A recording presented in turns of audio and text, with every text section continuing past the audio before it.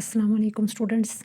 आज हमारा next topic है स्ट्रक्चर ऑफ साइक्लोअल्केन्स। साइक्लोअल्केन्स के स्ट्रक्चर को एक्सप्लेन करेंगे by example of cyclopropane, first member of cycloalkane family. Cyclopropane 3 carbon molecule है, C3H6 इसका मॉलिक्यूलर फार्मूला है।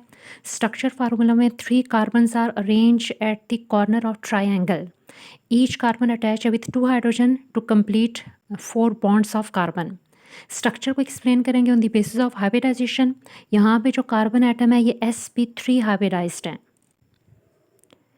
Why sp3 hybridized? Because each carbon is attached with 4 atoms by single covalent bond। ठीक है, तीनों के तीनों कार्बन आपके पास 4 एटम से अटैच हैं, by single covalent bond attach हैं, इसलिए यहाँ पे हाइब्रिडाइजेशन होगी sp3। कार्बन कार्बन बॉन्ड आपके पास 3 हैं और कार्बन हाइड्रोजन बॉन्ड 6 हैं। Each carbon has 2 carbon hydrogen bond, so ये 6 बनेंगे। 3 carbon carbon bond and 6 carbon hydrogen bond. Formation of carbon carbon and carbon hydrogen bond, इसके लिए हम सबसे पहले समझते हैं after sp3 hybridization each carbon has 4 sp3 hybrid orbital. 4 sp3 hybrid orbital की फॉर्मेशन होगी जो बॉन्डिंग में इन्वॉल्व हैं। First carbon carbon bond, carbon carbon bond बनेंगे bye sp3 overlap. sp3 of one carbon overlap करेगा with sp3 of another carbon और इस overlap से बनेगा carbon carbon bond. So carbon carbon तीनों bond sp3 overlap first, second carbon carbon bond and third तीनों sp3 overlap से बन रहे हैं। Next carbon hydrogen bonds, carbon hydrogen bond की फॉर्मेशन होती है by sp3s overlap. sp3 orbital of carbon linear overlap करेगा with s orbital of hydrogen, so इससे आपके पास फॉर्मेशन होगी कार्बन हाइड्रोजन बॉन्ड और ऑल 6 कार्बन हाइड्रोजन बॉन्ड आपके पास इसी ओवरलैप से बनते हैं, sp3s ओवरलैप से। एंगल अगर आप देखें तो कार्बन कार्बन कार्बन ये जो एंगल है ये आपके पास आता है 60 degree and geometry is equilateral triangle in which all sides are equal and all angles are equal 60 degree। Then most important यहाँ पे आपके पास एक फिनोमेना एग्जिस्ट करता है angle strain. Angle strain is deviation of angle from normal tetrahedral ideal angle. So यहाँ पे angle change होगा 109 से। क्यों? बिकॉज 109 इज आइडियल एंगल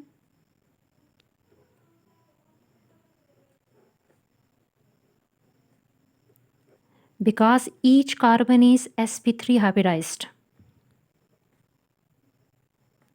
सो जब भी कार्बन sp3 हाइब्रिडाइजेशन शो करेगा 4 sp3 हाइब्रिड ऑर्बिटल अरेंज होंगे 109.5 पे।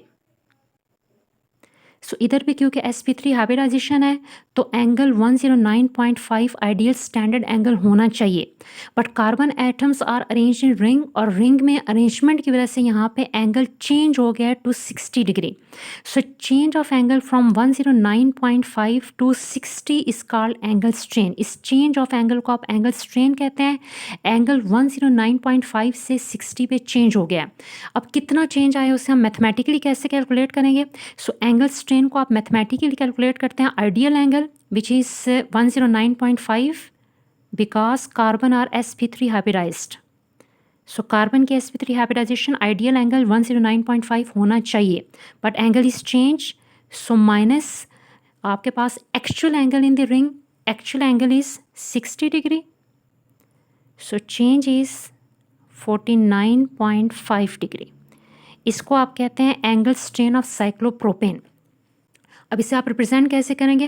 रिप्रेजेंट करते हैं for example in case of cyclopropane ideal angle should be complete angle आपके पास होना चाहिए 109.5। आइडियल एंगल टेट्राहेड्रल एंगल भी कहते हैं। Reason sp3 hybridized carbon, sp3 orbitals are arrange at 109.5 to avoid repulsion, वो अरेंज होते हैं 109.5 पे। यहाँ पे एंगल चेंज हो गया टू 60 डिग्री। सो आपके पास जो डेविएशन आई है वो ये है।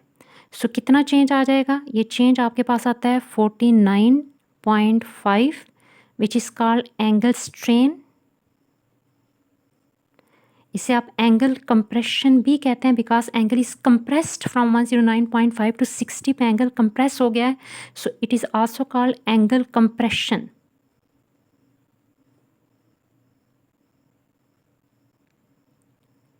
Angle compression.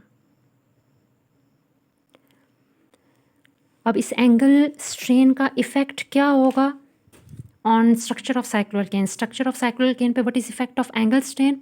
एंगल स्ट्रेन का इफेक्ट ये आता है कि आपके पास ओवरलैप जो है वो लेस इफेक्टिव हो जाता है, मैक्सिमम नहीं होता लाइक अल्केन। तो पहले सर इसे अल्केन से कंपेयर कर लेते हैं। इन केस ऑफ अल्केन्स, अगर आप अल्केन्स को देखें तो orbitals are exactly arrange at angle of 109.5 degree. Perfect tetrahedral geometry होगी, 109 पे ऑर्बिटल्स अरेंज होंगे। Because of this orbital overlap along their axis. ठीक है, सो इंटर न्यूक्लियर एक्सिस जो होती है, the line passing through the two bonded carbon atom is internuclear axis, along the axis overlap होता है। So first character in case of alkane orbital overlap करेंगे, overlap of orbital is along the axis, along the internuclear axis. इस overlap को आप perfect linear overlap कहते हैं। This overlap is maximum overlap, and because of maximum overlap हमेशा आपके पास बनेंगे strong bond. अब क्योंकि यहाँ पे आप sp3 ओवरलैप डिस्कस कर रहे हैं, सो हम यहाँ पे कार्बन कार्बन सिंगल बॉन्ड को डिस्कस कर रहे हैं। So in case of alkane sp3 hybridization पे परफेक्ट 109.5 पे ऑर्बिटल्स अरेंज हैं, टेट्राहेड्रल ज्योमेट्री है, so orbital along their axis perfectly overlap करेंगे। It is called linear overlap, maximum overlap है, स्ट्रॉन्ग कार्बन कार्बन बॉन्ड की फॉर्मेशन होगी। अगर इसी को आप कंपेयर करते हैं इन केस ऑफ साइक्लोअल्केन, तो साइक्लोप्रोपेन में आप देखते हैं orbital because of ring arrangement of carbon की वजह से अलोंग द एक्सिस, ये आपके पास इंटर न्यूक्लियर एक्सिस है, इस पे ओवरलैप नहीं कर रहे हैं बल्कि ये आउटसाइड द एक्सिस ओवरलैप कर रहे हैं। So orbital overlap outside the axis. इस केस में first change overlap is outside the internuclear axis. अब आउटसाइड द एक्सिस ओवरलैप की वजह से आपके पास ये जो ओवरलैप है ये परफेक्ट लीनियर ओवरलैप नहीं है, सो नॉन लीनियर ओवरलैप होगा। Nonlinear overlap effect bonding. So यहाँ पे जो बॉन्ड है वो परफेक्ट आपके पास बॉन्ड नहीं बनते, इनको आप बेंट बॉन्ड कहते हैं। बेंट बॉन्ड्स बनेंगे and these bonds are weak bond. So effect आपके पास स्ट्रक्चर में क्या आएगा, यहाँ पे जो कार्बन कार्बन बॉन्ड है वो वीक होंगे as compare to carbon carbon bond of alkanes.